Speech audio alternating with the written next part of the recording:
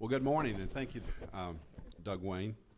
I really am I'm privileged to be the president here at JCTC, Jefferson Community and Technical College, and really it's an honor for us here at JCTC to serve as the location for this really important event, this conference focused upon youth violence.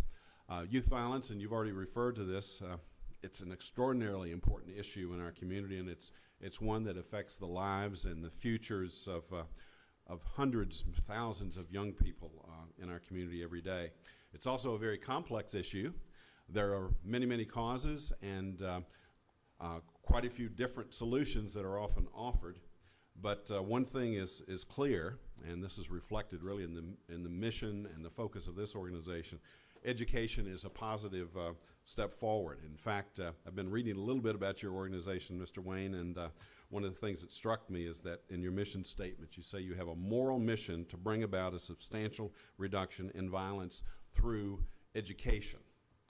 So in that vein, I'm going to just take a couple of minutes with your all's indulgence and tell you about this institution, Jefferson Community and Technical College, and the kind of educational opportunities that we offer through this college to youth and young adults in our community. JCTC, Jefferson Community and Technical College, is the largest of the 16 community and technical colleges in the statewide system, which is known as KCTCS, the Kentucky Community and Technical College System. We are the largest. We enroll about 18,000 students in any given academic year. We have 6 campuses. This particular campus is the original campus. It was opened in January of 1968 with about 200 students. By the next fall, 2,000 students were enrolled, and today, not very many today, as you could notice in the parking lot, but about 7,500 students attend classes here in any given week. Now, it's kind of interesting the kinds of programs and the kinds of students that we have here. About half the students on this campus are working on the first 2 years of bachelor's degree programs. Their intention is to transfer to the University of Louisville or to Spalding University or Bellarmine and the University of Kentucky. But in addition to those students who are working on a variety of majors, everything from pre-law to theater to pre-medicine, we have quite a few students who are enrolled in career programs. This facility is our health sciences facility. It was opened just a few years ago. Actually, we still call it our new facility. It's been open about 3.5 years.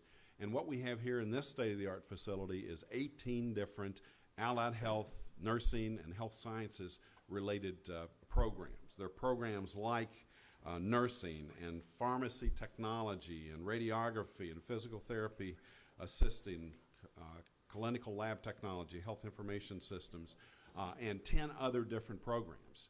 We have almost 3,000 students who are at some point in preparing to enter those programs, or they're moving through those programs.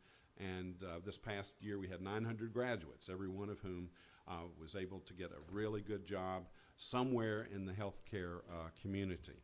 Now just a few, and then in addition to those programs, we have business, introduction to business programs here, commercial art. We have a really great chef's program, a culinary arts program here. So there are just a variety of pathways for young people to move into great careers with a future.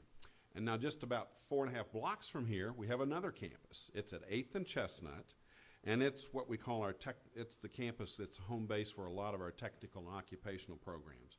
Programs like automotive technology. We've been recognized as having one of the best auto tech programs in the country by some of the major manufacturers like Toyota. Aviation maintenance, that's a program where you learn to work on the planes at UPS and elsewhere, and the graduates of that 2-year program usually start out at about $70,000 a year. Construction, criminal justice, fire and rescue technology, HVAC, which is health and heating and air conditioning, plumbing, welding, wood technology. It's just a wide variety of career fields. And those programs also lead to well-paying jobs that have a future. Now, we have actually at our college 4 other campuses. One is out in off of Dixie Highway and Valley Station in southwest Jefferson County, which has about 2,000 students, mainly liberal arts and transfer programs there, but also we have information technology and engineering technology. And then we have 3 campuses in smaller communities, south in Bullitt County, to the east in Shelby County, and then to the northeast in Carrollton. We consider ourselves, and we have a commitment to be the community's front door to higher education. It's our mission to expand the availability of higher education, to build bridges to careers and to the universities for a lot of folks who, for one reason or another, have not had the opportunity to begin a higher education. We are, by design, an inclusive institution. We throw our arms wide. We welcome a great diversity of students. 49% of our students are the first in their families to go on to higher education. 40%, when we do the surveys and the focus groups with our incoming students, 40% of our students tell us that they couldn't even have dreamed of going on to higher education if it wasn't for the presence of this college. In our student body, which is incredibly and wonderfully diverse, we have 98 different countries of origin, immigrants and refugees from around the world, 50 different language backgrounds. We proudly serve more African American students than any other college or university in Kentucky, and we have more students from West Louisville than any other college or university in the state of Kentucky. The median income of our students is, which is right at the midpoint, is about $23,000. Half of our students make, and their families are more than that, half are less than that. And but that number, $23,000, is right at the poverty level, as many of you all know, for a family of 4. So for just a lot of folks, we're the best hope, in some cases the last best hope for a pathway out of difficult circumstances to a job, a better job, a career, and a sustainable living wage. We have a major mission commitment to workforce development as well, working with industry, with companies, with labor, to provide education and training to make sure that our students have the kind of backgrounds that are in demand in those well-paying jobs with the future.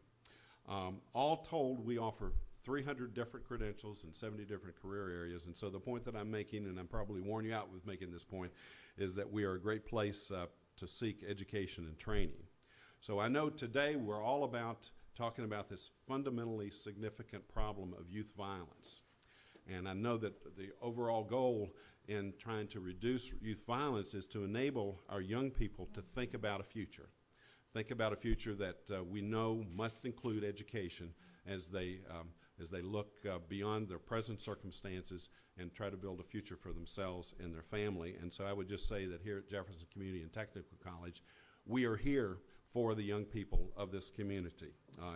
If you decide to seek education and training as part of your plan for the future, we are one of those institutions, in fact, maybe one of the most significant institutions that are ready to do that. So welcome today.